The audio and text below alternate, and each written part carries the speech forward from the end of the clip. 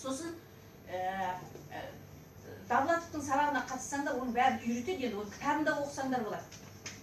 Көп нәрсе үйретеді Давлатов. Мақсат дегеніміз дейді, ұсақ-түйек идеялар емес дейді. Ұсақ-түйек, көйлек дегендер емес дейді. Мақсат дегеніміз дейді, сенің құмарыңды қандыратын, құштарлығыңды арттыратын, жұмыс істеуге көмектесетін, алға қарай алып кететін нәрсе сенің мақсатың дейді. Біздер мақсатты қайда қоямыз? Көлікке қоямыз, үйге қоямыз, ол мақсат емес дейді. Соны алуға көмектесетін ой, идея сенің мақсатың екен. Көрдіңіздер ме?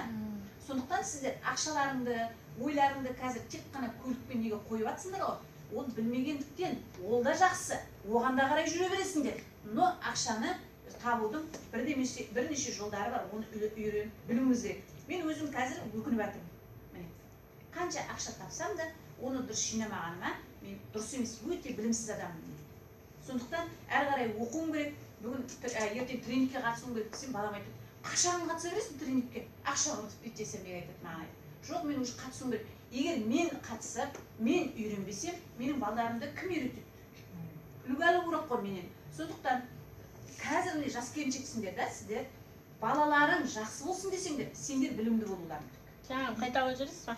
Мақсат деген. Мақсат дегеніміз ұсақ-түйек идеялар мен заттардың жиынтығы емес дейді. Ол сізді құштарлыққа толтыратын, жұмыс істеп алға ілгері тартатын, көмектесетін нәрсе дейді. Тартатын. Ақша адам секілді дейді, болып жатқан жағдайларды сезеді дейді. Оған жақсы қарау керек дейді. Сонда ғана ақша өзінен өзі кетіп бастайды екен қыздар. Ақшада адам секілді дейді. Сондықтан сіз оны жинап бастасаңдар, бұл жинала береді. Ал егер жоқ, жинамай күнде жұмсап, тек байдың ақшасын түскен, өзіңнің ақшаң ұсап, былықтып жұмсай берсеңдер, ол дұрыс емес.